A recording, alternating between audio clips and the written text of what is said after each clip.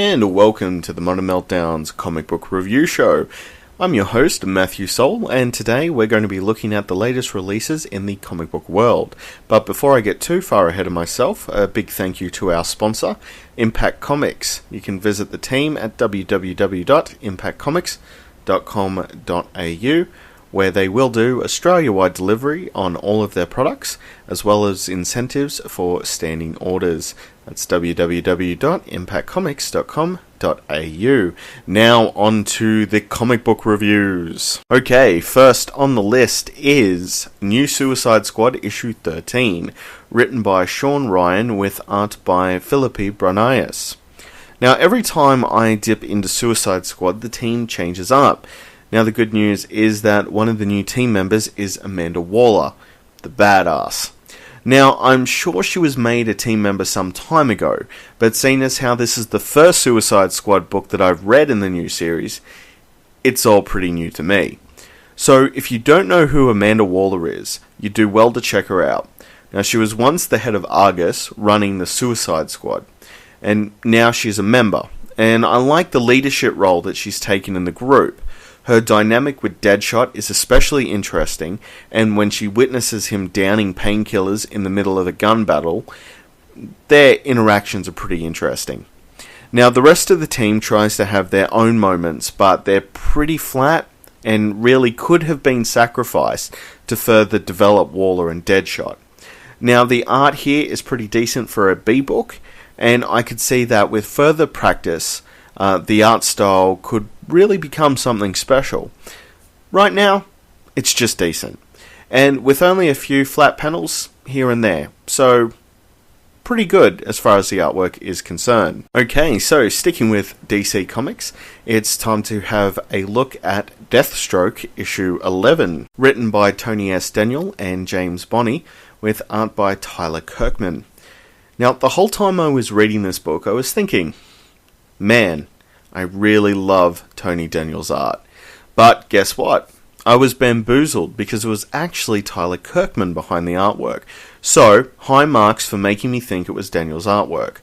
Kirkman's art style is very similar to Daniel's, except he does have a penchant for bulking up his male figures. Now, the only negative that I can offer on the art is that sometimes the perspective is a little off. Now, the last splash page, for example, has Black Manta wrestling Deathstroke underwater.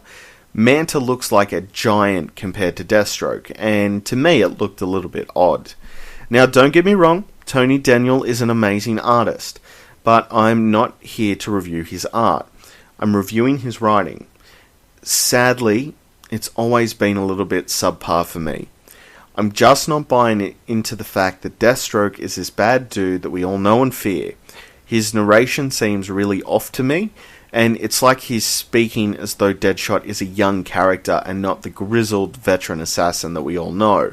Now, until Daniel gets the feel of the original Deathstroke back, I'm not going to enjoy this book as much as I could be. Well, you're in for a quacktucular time, because I'm about to review Howard the Duck issue 1, which was written by Chip Zdarsky with art by Joe Quinones. You know what? I could really see myself reading this book full time. Howard the Duck is a B character fighting B villains. That's his world, and it's an interesting take on the Marvel Universe. Now, characters like the Wizard shouldn't really rate in current comics, but those sort of characters fit in well in Howard the Duck's world, and it makes sense for him to be victorious over their silly machinations. Now, I think Howard voices the reader's feelings when it comes to our world and the Marvel Universe. He is pissed at the world and the way it treats him, because he's perceived as an alien immigrant freak. Now, he also voices the audience's feelings when it comes to the sillier nature of the Marvel characters. Now, it does seem crazy to me that I can relate to an anthropomorphic duck on multiple levels. But here we are. Now, one thing that did surprise me about this book is how well Howard is drawn. He just has this perfect look in the book, and I'd love to see a mature animated series using this art style. Now, one thing that is kind of weird is that sometimes the human characters are drawn a little strangely, and they don't quite fit with everything else that is going on in the page. Now, if you're not convinced that you should look at this book full time, then I would at least recommend giving issue 1 a go. I'll even say it's my book of the week. Okay, now for something a little bit different with The Invincible Iron Man issue 3, written by Brian Michael Bendis with art by David Marquez. Now, sometimes when I'm reading a new series, I think, you know what? This is going to become a classic. Ladies and gentlemen, this new run of Iron Man will become a classic. Issue 3 picks up where we left Tony, in the middle of a battle with Madame Mask. Now, it's during this sequence that we see the Iron Man armor reconfigure in various ways throughout the battle. Now, this is where Marquez really shines. His drawing of the armor transitions is wonderful. Marquez will break the armor down into tiny pieces and then have them reform into a cannon, while part of the armor is still attached to Tony and has taken him to safety. Now, he also nails the character expression, and he knows when to take it from realistic to cartoony. Also, Bendis. Bendis is a freaking genius. The comic is bookended with hard action and intrigue. It has real human emotion in the middle, and the humor is just there as well. There is a page and a bit with Tony standing in the background, Doctor Strange in the foreground. Tony is waiting for a high five. It may just be one of the funniest scenes I've seen in comics, and to describe it further would ruin the joke. So do yourself a favor and get this one on your standing order. Okay, so we are sticking with the cool with Star Wars issue 11, which was written by Jason Aaron with art by Stuart Immonen. Now, do you want to know where Marvel are putting all their big hitters? Well, the simple answer is Star Wars. I've only had the opportunity to dig into Star Wars books every now and then, just simply because there are so many on the shelves. But if you're just looking for a good Star Wars fix, then this core title is your best bet. Now, all of these stories are set during the original trilogy, and they focus on our core cast of Luke, Han, Leia, Chewie, and the droids. Luke is still discovering the Jedi mythology, and Han and Leia are adventuring together, till Han's wife crashes the party.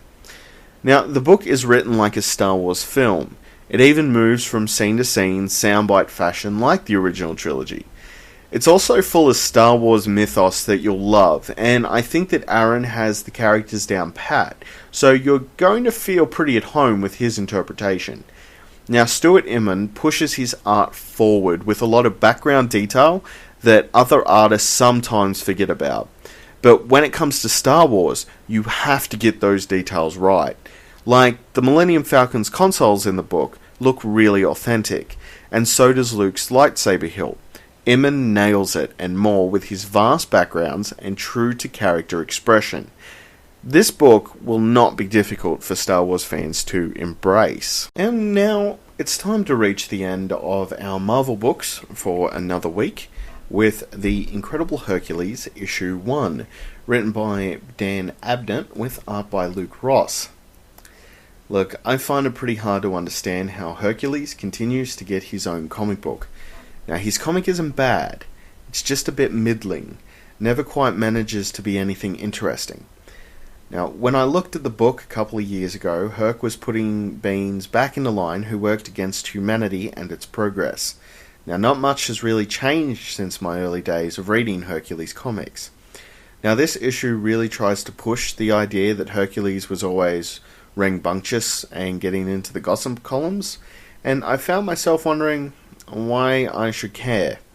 This book is also kind of targeted at Greek audiences, and if those audiences embrace the book, then it would make more sense as to why this comic is still being produced. Now, the artwork is fine for what it is, but considering the vast mythology of the character, you would think they would find an artist who could do a bit more justice to it. Hercules needs to be epic in scale to be interesting, and at the moment, it just isn't. Now, I've been to a con or two in my time. One thing I always enjoy seeing is the steampunk culture. Now, my next book is just full of steampunk culture, and that's Lady Mechanika issue 6, written by M.M. Chen with art by Joe Benitez. Now, if you're looking for a stylish steampunk series, then I would go no further than this book. The artwork embraces the really interesting and pleasing aspects of the steampunk aesthetic. It also goes a step further and throws reptilian humanoids at you as well. Not sure if Liz and men are steampunk culture, but I like it. Now, I thought the writing was pretty tight and had an Indiana Jones feel to it. Very adventurous. The story is pretty simple though, and if you want more than an adventure serial, you're probably going to have to look somewhere else. Now, I have mixed feelings about the artwork. There's so much time and detail spent in the clockwork mechanisms or the flowers on her hat, yet I felt that the character art could be disappointing. Sometimes I wondered why the same amount of care hadn't been put into the characters, but this only seemed to be a problem in the action sequences. Now, if you've been listening to the Modern Meltdown podcast recently, you know we have pretty mixed feelings about Doctor Who. Well, for me, I really don't have any mixed feelings about our next comic, which is Doctor Who, the 12th Doctor, issue 13, which is written by Robbie Morrison and art by Daniel Indro. Now, this was my first Doctor Who comic, and as a fan of the series, I had pretty high expectations. To be honest with you, they were pretty much met. Now, the advantage of taking Doctor Who to comics is that you can expand the set pieces normally seen on the show to an epic scale. Now, in this issue, for example, London is burning as it's occupied by creatures born from suns. London crumbles in the background and you see scores of people running for their lives. The action is more dynamic, with vehicles exploding and monsters creating carnage. But it's not all sunshine, because I felt that sometimes the action did take away from the spirit of the character. The Doctor is more of a talker and will only fight when it's absolutely required. But fighting is really counter to the Doctor's nature, so he doesn't engage in the activity of war. You could see this issue as a glass half full or half empty kind of thing. It really is going to depend on your perspective of the character. Now, one item that the TV series always nails is the creature design. The comic also achieves in this, with designs from Daniel Indro. His Hyperions are made of fire and sun-like material. He draws them with a raging fire over muscles and is very striking, especially the fire angels at the end of the issue. I also think that Indro managed to get the TV likeness of the characters pretty down pat. Clara looks like her TV counterpart, as does the Doctor. Now, I found that issue 13 is a really good jumping in point, and may lead me to buying the other Doctor Who comics on the shelves. Well, ladies and gent, this train is coming into station. The show is nearly over, but we have one last comic to look at, and that is Ascend issue 2, written and drawn by Sean Davis. Now, the best compliment I can give this book is its great art style. Ascend focuses on two characters, a typical teenage gamer and a video gamer pop star. These two are involved in a beta test for a new video game called Ascend. Now, in the previous issue, our teenage gamer was given the game abilities in the real world, and he goes on a bit of a crime spree that continues on into this issue. Rain, our pop idol, is given her powers and is tasked with finding a powerful gamer who may destroy the real world, kind of like a reverse Matrix scenario. Now, sadly, the script is just not up to scratch. It's loaded with exposition, and when Davies tries to go deeper with Rain, it comes off to me as whiny, and when our teen gamer crosses paths with Rain, his dialogue is cringeworthy. Now, Ascend's art is a cut above the rest, and Davies does get the look of his series down pat.